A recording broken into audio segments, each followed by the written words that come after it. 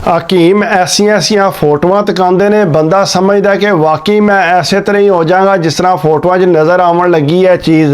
जवान जिहड़ा वो बेचारा शादी करन लगा सी ते उहदे यारां दोस्तां ने उहनूं मशवरा दिता। पहले ही बड़ा परेशान सी क्योंकि घर दे सारे आखदे सी अगे जिहड़े भरा ने उन्हां दी शादी होई सी, कोई औलाद नहीं सी उन्हां दे घर। इहदी शादी तां करन लगे सी कि चलो इहदे घर औलाद होवेगी। सारियां ने आख्या कि असीं तेरे वास्ते दुआ करने आ। आपू बड़ा परेशान आया, प्रैशर ज़्यादा पै गया सी घरदियां दा। उन्हें सोचा कि मैं किसी नाल गल करा। उन्हें अपने एक यार नाल गल कीती कि इस तरह यार मैनू टेंशन बनी है, सारे आखदन कि तेरे घर औलाद लाजमी होनी चाहिए है तो मैं परेशान है, इस गलों पता नहीं होंदी है या नहीं होंदी। उन्हें आख्या तू टेंशन ना लै, मैं तेरी टेंशन का हल ढूंढ लवांगा, मैं तेरा यार है नहीं। उन्हें आख्या यार तू हल ढूंढ। उन्हें आख्या तू इंज कर कुछ पैसे लै आ ते असीं एक जगह ते जाना। उन्हें आख्या किहड़ी जगह ते जाना। उन्हें आख्या तू टेंशन ना लै, तू पैसे लै। उन्हें आख्या कितने को पैसे लैके। उन्हें आख्या 50,000 तू लैके, लाख रुपया तू लैके नाल आ जा। उन्हें आख्या इतने पैसे मैं कित्थों लियावां, विआह वास्ते बड़ी मुश्किल नाल तैयारी करने आ पे। उन्हें आख्या नहीं तू लैके आ जिस तरह भी है। वो जनाब गया घर, जाके घर जेहड़े पैसे पे सी 50,000 रुपया चुक्या ते ओहदे कोल आ गया। उन्हें आख्या तू आ जा मेरे नाल। वो जनाब उन्होंने नाल लै गया। काफ़ी घंटा डेढ़ का सफ़र करके एक शहर च उत्थे छोटी जी दुकान सी उत्थे लै गया। उत्थे हकीम कोल अगे भी ढेर बंदे बैठे सी, सारे दवाई वगैरह लै रहे सी। जिसले इन्हां दी वारी आई तो जवान बड़ा परेशान नाल होके बैठे सी। उन्हें मुड़े ने गल की कि हकीम साहब जेडे इहदे दूजे भरा ने उन्हां दियां शादियां होईयां ने 8-8 9-9 साल हो गए ने, लेकिन उन्हां दे घर औलाद कोई नहीं है। ये भी इस गलों परेशान है, पता नहीं मेरे घर भी औलाद होंदी है या नहीं होंदी। इहदा परसों विआह है। हकीम अगू हसन ला पिया। उन्हें आख्या पुत्र इत्थे जेड़े मेरे को आउंदे ने उन्हां दे घर पहला औलाद कोई नहीं सी है, मेरियां गोलियां खा के फिर उन्हां दे घर औलाद होई है। इस वास्ते तू परेशान नहीं होना, मेरी गारंटी है कि तू शादी करेगा साल दे अंदर अंदर जेड़ा तेरे घर औलाद होवेगी। वो बड़ा खुश होया, मुतमिन हो गया कि मेरा यार जेड़ा मैनू चंगी जगह ते लैके आया। अगू हकीम ने एक किताब कढ़ के दसी। उन्हें आख्या किताब तको, ओहदे ते फोटोआं बणियां सी। जवान आपू परेशान हो गया फोटोआं ताकि उन्हें पहले इस तरह दी फोटोआं ते तकियां ही कोनी सी। हकीम ने उन्होंने पूरा घेर लिया सी ते वो पूरा उन्हां दे शिकंजे च आ गया सी। अगू हकीम ने आख्या कि तुसी इत्थे बवो ते मैं दवाई तुहाडे वास्ते तैयार करना, तुसी इंज करो इतने पैसे जेड़ा जमा करा दिओ। उन्हें जनाब 70,000 रुपया मंगया। जिसले 70,000 का उन्हें सुनिया उन्हें आख्या इतने तो मेरे को पैसे ही कोनी, तू रहन दे असी दवाई नहीं लैनी। हकीम ने आख्या चल तेरे को कितने पैसे ने। उन्हें आख्या मैं तो 50,000 रुपया लैके आया। हकीम ने आख्या तू 50,000 रुपया काढ़ना। हकीम ने 50,000 रुपया फड़ के कहता 70 तो जो पिछे 20 बचता है ना, वो तू इंज करी किधरे मैनू फिर आके दे जी जिसले तेरे घर औलाद हुई। वो बड़ा खुश हो गया। उन्हें आख्या चलो सही है, जे मेरे घर औलाद हुई तो मैं तुहानू आके 20,000 रुपया आपू दे के जाऊंगा।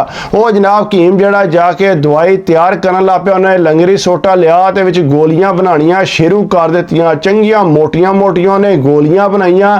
उन्हें उन्होंने 6 गोलियां बना के दित्तियां। उन्हें आख्या कि एक गोली जिहड़ी है जिस वेले तेरा विआह होना ना, तू जिसले घर आवना पहला तू कमरे च नहीं जाना, पहला तू यह गोली जिहड़ी है दुध नाल खानी है ते फिर तू कमरे च जाना है। उन्हें आख्या जी ठीक है जनाब। उन्हें 6 गोलियां लिया, पैसे अपने अगे ही दे दिते सी। यार नू सारे राह कलावे मारदा। उन्हें आख्या यार तू ते मेरा बड़ा काम कर दिता है, मैं ते बड़ा मुतमिन हो गया कि मैनू पता है कि मेरा काम हो जाना है। शामा वेले जिसले घर पहुंचे तो घरदियां पुछया कि गल है किधर गया से इतना लेट हो गए। उन्हें आख्या मैं किधरे काम गया सा, बड़ा खुश आया। अगू घर दे कहंदे 50,000 रुपया नहीं घरों लभदा पिया। आंदा मैं लैके गया सा, मैं किसी बंदे नू दिता। उन्हें आख्या विआह की तैयारी किस तरह करनी है। उन्हें आख्या जिस तरह मर्जी करो, पर वह बंदा मजबूर सी, उन्होंने मैं 50,000 दे आया। घरदियां थोड़ा गुस्सा किया, बाद उन्हें अपना बंदोबस्त कर लिया। उन्होंने पता सी कि मुड़ा साडा सियाणा अगे भी कमाई करता है। जिसले जनाब का विआह होने लगा तो बारात वगैरह गई, उन्हें गोलियां जड़ियां ने वो अपनी जेब पाईयां। उन्होंने पता सी कि बड़ियां महंगियां मैं गोलियां लईयां ने। सारे राह यार भी तंग करता गया, बाबा तू तो अज गोली खानी है, अज तो तू जनानी दियां वखियां तरोड़ेगा। वो कहता ना यार इस तरह दियां गल्लां ना कर, मैनू नहीं इस तरह दियां गल्लां पसंद, क्योंकि मैं तो अपनी मजबूरी वास्ते गोलियां लियां ने कि चलो मेरे घर को आस उम्मीद लगेगी। उन्हें यार नू चुप करा दिता।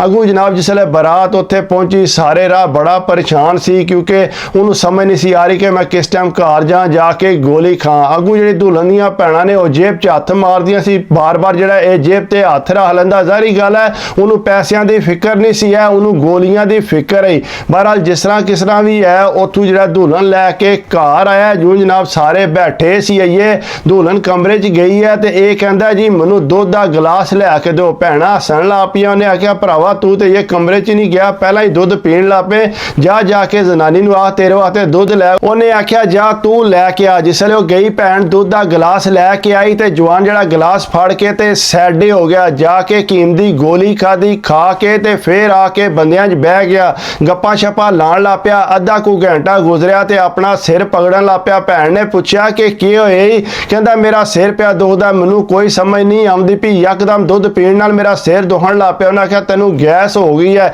ਭੈਣ ਫਟੋਫਟ ਜਿਹੜਾ ਸਿਰ ਦਬਾਉਣ ਲੱਗ ਪਈ, ਸਾਰੇ ਅੱਗੇ ਪਿੱਛੇ ਹੋ ਗਏ। ਜ਼ਾਹਰੀ ਗੱਲ ਹੈ ਨਵਾਂ ਨਵੇਲਾ ਧੂਲਾ ਸੀ, ਲੇਕਿਨ ਉਹ ਕਹਿੰਦਾ ਮੇਰਾ ਸਿਰ ਢੇਰ ਦੁਖਦਾ ਪਿਆ। ਉਹਨਾਂ ਆਖਿਆ ਚੱਲ ਛੱਡ ਇਹਨਾਂ ਗੱਲਾਂ ਨੂੰ, ਤੇਰੀ ਜ਼ਨਾਨੀ ਉੱਤੇ ਇੰਤਜ਼ਾਰ ਵੀ ਕਰਦੀ ਹੈ, ਤੂੰ ਜਾ ਕੇ ਲੰਮਾ ਪੈ, ਆਪੇ ਤੇਰਾ ਸਿਰ ਠੀਕ ਹੋ ਜਾਏਗਾ। ਉਹ ਬੜੀ ਮੁਸ਼ਕਲ ਨਾਲ ਕੁਰਸੀ ਤੋਂ ਉੱਠਿਆ, ਜਿਉਂ ਹੀ ਉਹ ਪੌੜੀਆਂ ਚੜਿਆ, ਕੋਈ 4-5 ਪੌੜੀਆਂ ਚੜਿਆ ਤੇ ਕੰਧ ਨੂੰ ਹੱਥ ਰੱਖਿਆ ਤੇ ਨਾਲ ਹੀ ਚੁੱਕਿਆ ਪਿੱਛੇ ਆ ਪਿਆ। ਉਹ ਸਾਰੇ ਕਾਰ ਦੇ ਦੌੜਦੇ ਆ ਗਏ ਕਿ ਕੀ ਹੋਇਆ ਮੁੰਡੇ ਨੂੰ। ਮੁੰਡਾ ਜਿਹੜਾ ਤੜਪਣ ਲੱਗਿਆ ਸੀ, ਉਹਨਾਂ ਢੇਰ ਕੋਸ਼ਿਸ਼ ਕੀਤੀ ਪਾਣੀ ਛਾਣੀ ਪਿਲਾਉਣ ਦੀ, ਲੇਕਿਨ ਉਹਦੇ ਮੂੰਹ ਚੋਂ ਝੱਗ ਨਿਕਲਣ ਲੱਗ ਪਈ। ਉਹ ਬੜੇ ਟੈਨਸ਼ਨ ਲੈ ਗਏ। ਉਹਨਾਂ ਸਮਝਿਆ ਕਿ ਭੈਣ ਨੇ ਹਰੇ ਜ਼ਹਿਰ ਦਿੱਤਾ। ਉਹਨੇ ਆਖਿਆ ਕੁੜੀਏ ਕੀ ਦਿੱਤੇ ਹੀ ਭਰਾ ਨੂੰ? ਉਹਨੇ ਆਖਿਆ ਮੈਂ ਕੀ ਦੇਣਾ, ਮੈਂ ਤੇ ਦੁੱਧ ਗਰਮ ਕਰਕੇ ਲਿਆ। ਉਹਨੇ ਆਖਿਆ ਨਹੀਂ ਦੁੱਧ 'ਚ ਕੁਝ ਪਾ ਕੇ ਲਿਆ। ਉਹਨੇ ਆਖਿਆ ਨਹੀਂ ਮੈਂ ਕੀ ਪਾਣਾ ਆਪਣੇ ਭਰਾ ਨੂੰ, ਮੈਂ ਹੀ ਮਾਰਨਾ ਸੀ। ਉਹਨੇ ਆਖਿਆ ਹੋ ਸਕਦਾ ਹੈ ਕੋਈ ਵਿੱਚ ਚੀਜ਼ ਢਹਿ ਪਈ ਹੋਵੇ ਜਿਸ ਵਜ੍ਹਾ ਨਾਲ ਜਿਹੜਾ ਇਹਦੇ ਨਾਲ ਇਹ ਮਸਲਾ ਬਣ ਗਿਆ। ਉਹ ਸਾਰੇ ਬੜੇ ਪਰੇਸ਼ਾਨ ਹੋ ਗਏ। ਉਹਨਾਂ ਆਖਿਆ ਜੀ ਫਟੋਫਟ ਇਹਨੂੰ ਹਸਪਤਾਲ ਲੈ ਕੇ ਚਲੀਏ, ਇਹ ਨਾ ਹੋਵੇ ਇਹਦਾ ਸਾਹ ਨਿਕਲ ਜੇ।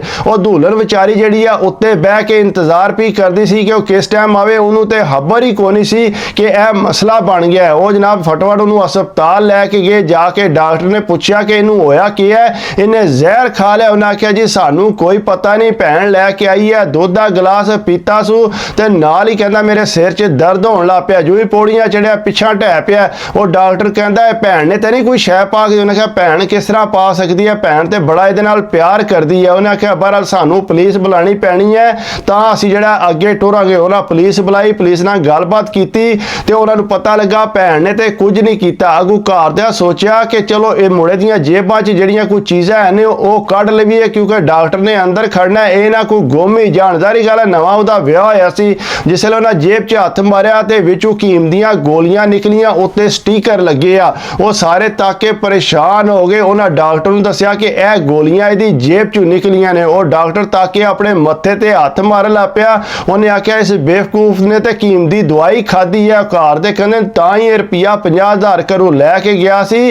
ਅੱਗੋਂ ਉਹਦੇ ਯਾਰ ਨੂੰ ਬੁਲਾ ਲਈ ਉਹਨੇ ਉੱਥੇ। ਉਹਨੇ ਆਖਿਆ ਦੱਸ ਕੀ ਮਸਲਾ ਬਣਿਆ? ਉਹਨੇ ਆਖਿਆ ਇਸ ਤਰ੍ਹਾਂ ਇਹ ਪਰੇਸ਼ਾਨ ਸੀ ਕਿ ਮੇਰੇ ਭਰਾਵਾਂ ਦੇ ਘਰ ਔਲਾਦ ਕੋਈ ਨਹੀਂ, ਮੈਂ ਚਾਹਨਾ ਕਿ ਮੇਰੇ ਘਰ ਔਲਾਦ ਹੋਵੇ। ਮੈਨੂੰ ਇੱਕ ਦੋਸਤ ਨੇ ਦੱਸਿਆ ਸੀ ਕਿ ਫਲਾਣਾ ਹਕੀਮ ਜਿਹੜਾ ਬਹੁਤ ਸਿਆਣਾ, ਉਹਦੇ ਕੋਲੋਂ ਹਰ ਬੰਦੇ ਨੂੰ ਸ਼ਫਾ ਮਿਲਦੀ ਹੈ ਤੇ ਮੈਂ ਇਹਨੂੰ ਉੱਥੇ ਲੈ ਕੇ ਗਿਆ ਸਾਂ ਤੇ ਉੱਥੇ ਜਿਹੜਾ ਰੁਪਿਆ 50,000 ਦੇ ਕੇ ਉਹਨੇ ਗੋਲੀਆਂ ਲਈਆਂ ਸੀ। ਉਹਨੇ ਆਖਿਆ ਡਾਕਟਰ ਨੇ ਹੁਣ ਇਹਦਾ ਬਚਣਾ ਬਹੁਤ ਮੁਸ਼ਕਲ ਹੈ ਕਿਉਂਕਿ ਇਹਨੂੰ ਲੱਗਦਾ ਹਾਰਟ ਦਾ ਮਸਲਾ ਹੋ ਗਿਆ। ਡਾਕਟਰ ਜਿਸ ਵੇਲੇ ਅੰਦਰ ਲੈ ਕੇ ਜਾ ਕੇ ਚੈੱਕਅਪ ਸ਼ੁਰੂ ਕੀਤਾ, ਉਹ ਕਾਫੀ ਦੇਰ ਚੈੱਕ ਕਰਦੇ ਰਹੇ। ਉਸ ਤੋਂ ਬਾਅਦ ਜਿਵੇਂ 3-4 ਘੰਟੇ ਬਾਅਦ ਬਾਹਰ ਆਏ ਨੂੰ ਆਖਿਆ ਜੀ ਅਸੀਂ ਤੁਹਾਡੇ ਮੁੰਡੇ ਨੂੰ ਨਹੀਂ ਬਚਾ ਸਕੇ, ਉਹ ਇਸ ਦੁਨੀਆ ਤੋਂ ਰੁਖਸਤ ਹੋ ਗਿਆ। ਇਤਨੀ ਦੇਰ ਨੂੰ ਦੁਲਹਨ ਵੀ ਉੱਥੇ ਪਹੁੰਚ ਆਈ, ਉਹ ਵੀ ਸੁਣ ਕੇ ਰੋਣ ਲੱਗ ਪਈ। ਉੱਥੇ ਜ਼ਾਹਰੀ ਗੱਲ ਹੈ ਉਹਦੀ ਤੇ ਕਿਸਮਤ ਹੀ ਖਰਾਬ ਸੀ ਕਿ ਜੋ ਹੀ ਸ਼ਾਦੀ ਕੀਤੀ ਤੇ ਨਾਲ ਹੀ ਦੁਲਹਾ ਜਿਹੜਾ ਦੁਨੀਆ ਤੋਂ ਟੁਰ ਗਿਆ।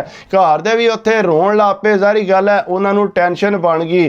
ਪੁਲਿਸ ਵਾਲੇ ਆਖਿਆ ਕਿ ਤੁਸੀਂ ਟੈਨਸ਼ਨ ਨਾ ਲਵੋ, ਹੈ ਵੀ ਜਿਹੜਾ ਅਸੀਂ ਮੁਜਰਮ ਹੈ ਉਹਨੂੰ ਅਸੀਂ ਪਕੜਾਂਗੇ, ਉਹਨਾਂ ਤੁਹਾਡਾ ਬਹੁਤ ਵੱਡਾ ਨੁਕਸਾਨ। ਕਿ ਉਹਨਾਂ ਕਿਹਾ ਤੁਸੀਂ ਪਕੜੋ ਜਾਂ ਨਾ ਪਕੜੋ, ਸਾਡਾ ਤੇ ਮੁੰਡਾ ਇਸ ਦੁਨੀਆ ਤੋਂ ਜਾਂਦਾ ਰਿਹਾ ਨਾ। ਜ਼ਾਹਰੀ ਗੱਲ ਹੈ ਉਹਨਾਂ ਨੂੰ ਬੜੀ ਪਰੇਸ਼ਾਨੀ ਬਣੀ ਸੀ। ਉਹ ਜਨਾਬ ਜਿਸ ਵੇਲੇ ਲਾਸ਼ ਨੂੰ ਘਰ ਲੈ ਕੇ ਜਨਾਜ਼ਾ ਸ਼ਾਜ਼ਾ ਕਰਾਈ ਉਹਨੇ ਤੇ ਪੁਲਿਸ ਵੀ ਇਤਨੀ ਦੇਰ ਨੂੰ ਪਹੁੰਚ ਆਈ। ਉਹਨਾਂ ਆਖਿਆ ਜੀ ਉਹ ਬਹੁਤ ਜ਼ਿਆਦਾ ਤੁਹਾਡਾ ਮੁੰਡਾ ਜ਼ਿੱਦ ਪਿਆ ਕਰਦਾ ਸੀ ਤਾਂ ਉਹਨਾਂ ਨੇ ਇਤਨੀਆਂ ਗਰਮ ਦਵਾਈਆਂ ਬਣਾ ਕੇ ਦਿੱਤੀਆਂ ਨੇ, ਲੇਕਿਨ ਉਹਨੂੰ ਅਸੀਂ ਗ੍ਰਿਫਤਾਰ ਕਰ ਲਿਆ ਹਕੀਮ ਨੂੰ ਕਿ ਅੱਗੂ ਕਿਸੇ ਨਾਲ ਇਹ ਵਾਕਿਆ ਨਾ ਆਵੇ। ਉਹ ਵਿਚਾਰੇ ਰੋਂਦੇ ਪਿੱਟਦੇ ਰਹਿ ਗਏ। ਉਹਨਾਂ ਆਖਿਆ ਜੀ ਸਾਡੇ ਮੁੰਡੇ ਨਾਲ ਤੇ ਇਹ ਵਾਕਿਆ ਹੋ ਗਿਆ ਤੇ ਅਸੀਂ ਨਹੀਂ ਚਾਹੁੰਦੇ ਕਿ ਅੱਗੂ ਕੋਈ ਹੋਰ ਬੰਦਾ ਜਿਹੜਾ ਇਸ ਤਰ੍ਹਾਂ ਦੀ ਹਰਕਤ ਕਰੇ।